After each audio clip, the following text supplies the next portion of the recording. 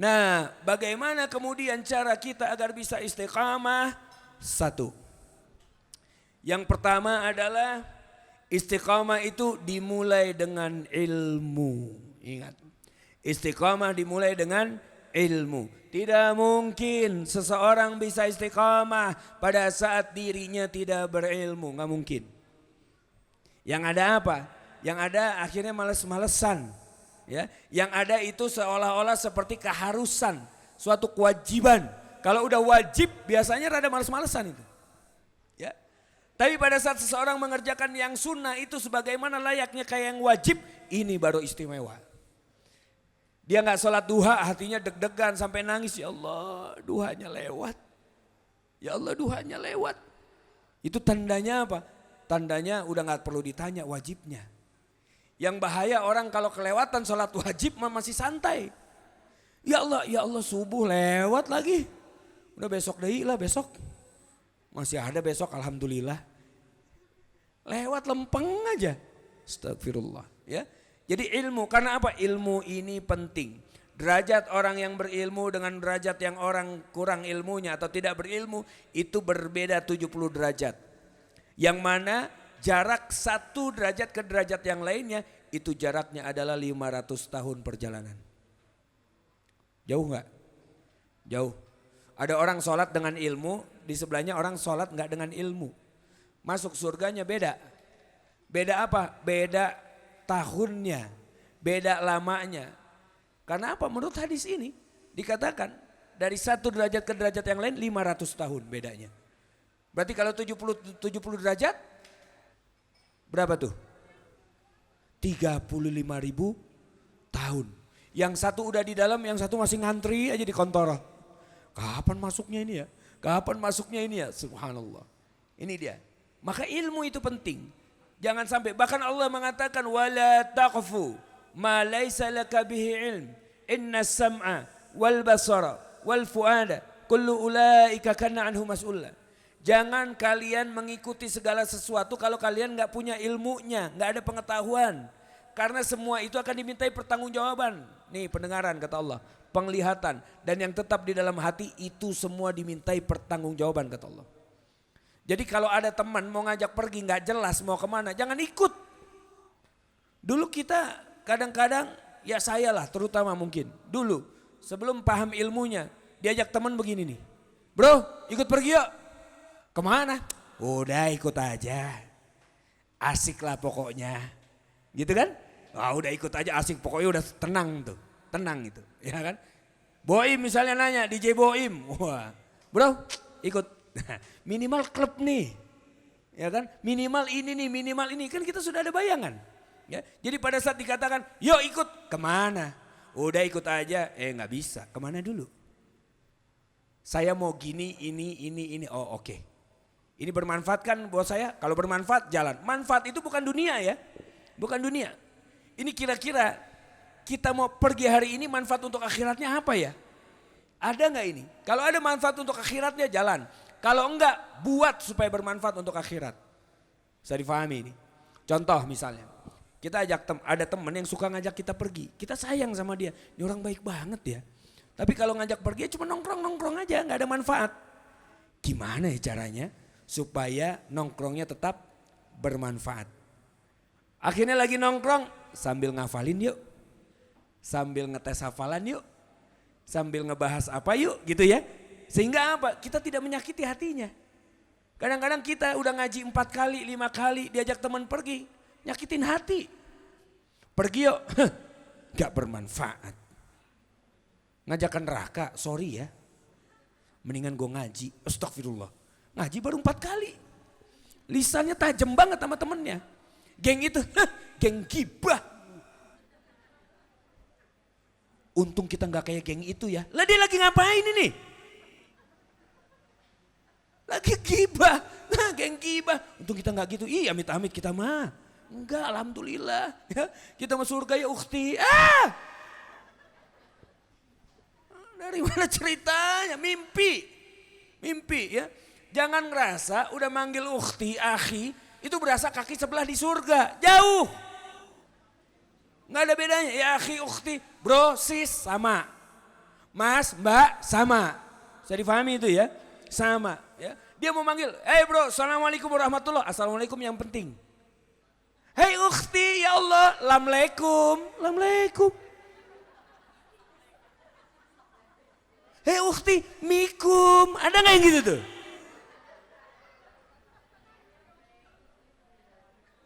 Mana yang lebih bermanfaat sama? Bro, assalamualaikum warahmatullahi wabarakatuh. Ya Allah my bro, waalaikumsalam. Mana yang manfaat? Ya akhi, mikum. Wah ini aneh nih. Kalau ukhti mungkin ya. Kenceng banget ketawa.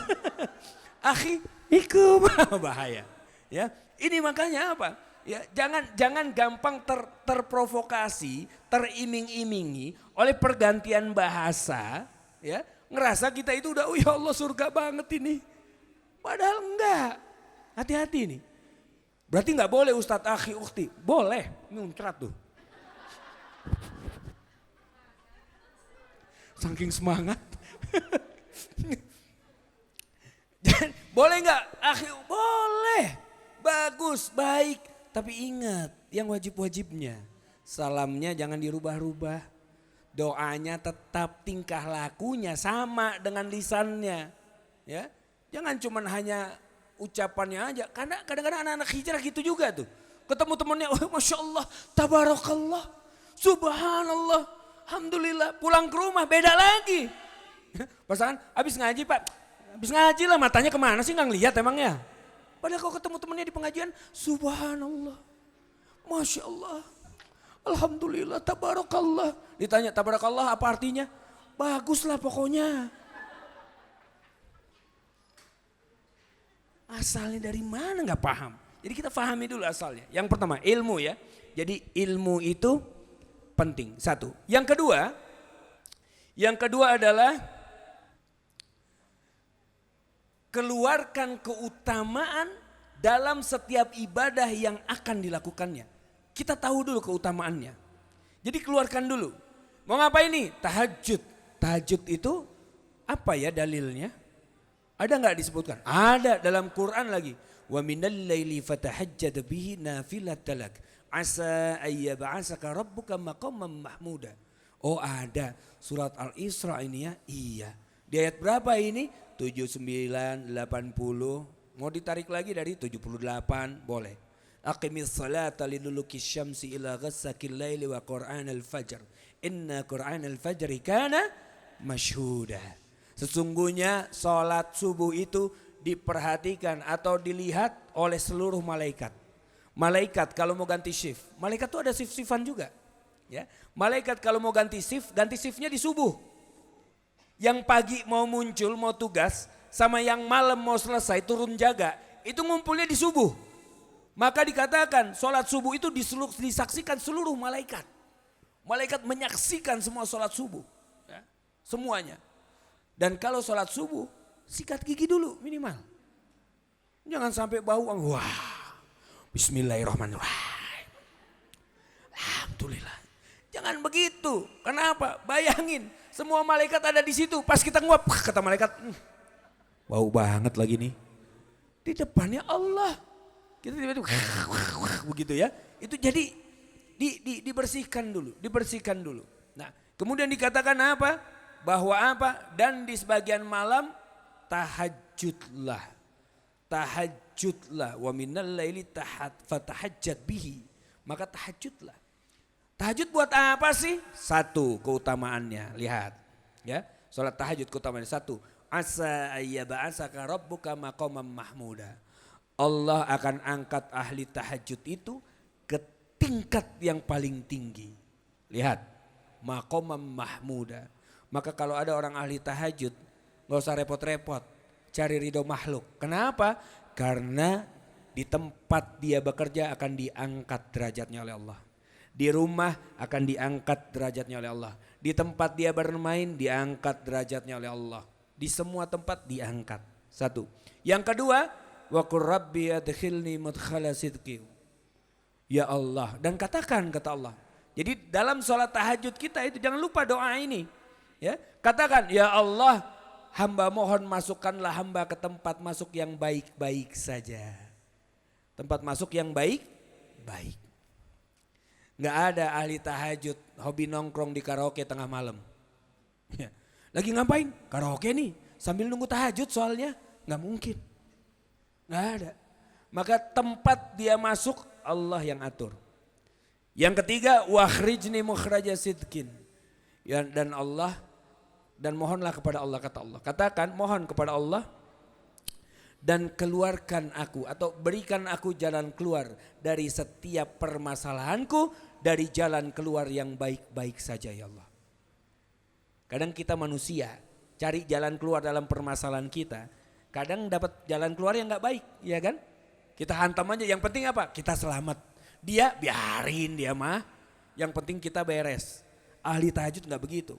Allah berikan yang namanya jalan keluar bagi dirinya dan orang-orang di sekitarnya. Itu ahli tahajud. Yang ketiga. Yang keempat, waj'alni min ladunka sultanan nasira. Dan ya Allah, kalau ternyata ada orang-orang yang nanti ingin menzolimi diri hamba ya Allah, tolong berikan pertolongan langsung dari sisimu tanpa perantara. Ya Allah, tolong langsung ya, jangan pakai Jibril. Masya Allah, itu doanya kan gitu kira-kira kan. Gak usah pakai perantara, langsung ya. Oke kata Allah. Karena apa? Allah sayang sama ahli tahajud. Saking dahsyatnya tahajud ini, sholat tahajud satu-satunya sholat sunnah yang Allah sebutkan dalam Al-Quran. Satu-satunya. Cari sholat sunnah yang lain yang disebutkan dalam Al-Quran, gak ada. Cuma sholat tahajud. Bahkan Allah katakan pakai fa langsung. Gak usah mikir-mikir nanti-nanti. Jangan ditunda-tunda juga. Fatahajjat bihi. Langsung tahajud. Keutamaan. 4, bayangin keutamaan di dalam sholat tahajud. Langsung berasa pengen tahajud gak? Pengen wudhu langsung nih tahajud Ustadz nanti malam. Bukan sekarang. Karena saking spesialnya waktunya pun spesial. Di saat apa? Di saat hamba-hamba Allah yang lain sedang meram, sedang tidur, sedang terbaring. Dia membuka matanya dan kemudian menghadapkan wajahnya kepada Allah. Wajjahtu wajhiya lilladzi fataras samawati wal arda hanifan muslimah.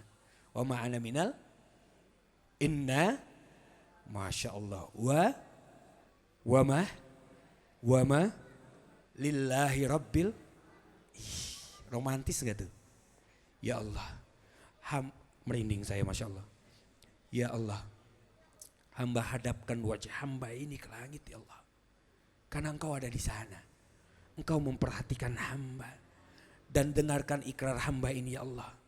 Sesungguhnya sholatku, ibadahku, hidupku, dan matiku hanya untuk engkau ya Allah. Aduh, itu gimana rasanya? Dengarnya aja gimana gitu ya. Allahu Akbar. Apalagi berduaan tengah malam sama Allah. Dan kata Allah, wahai hambaku, gak usah khawatir. Aku bersama dirimu. Innallaha ma'as sabirin. Aku bersama orang-orang yang sabar. Engkau sudah sabar nunggu waktu tengah malam untuk berjumpa denganku. Engkau sudah sabar menahan kantukmu untuk berhadapan dengan aku. Engkau sudah sabar menghilangkan letihmu untuk bisa berduaan dengan aku. Masa sih kamu ada apa-apa aku gak mau nolongin? Gak mungkin atuh. Masya Allah. Dilihat itu. Allah itu begitu modelnya. Ya. Maka keluarkan keutamaannya. Sehingga kita ngerasa semangat terus. Ya, waktu kita futur mulai males-malesan, lihat lagi 4 keutamaan ini. Oh ya iya, rugi kalau gak dilakukan. Ini yang kedua.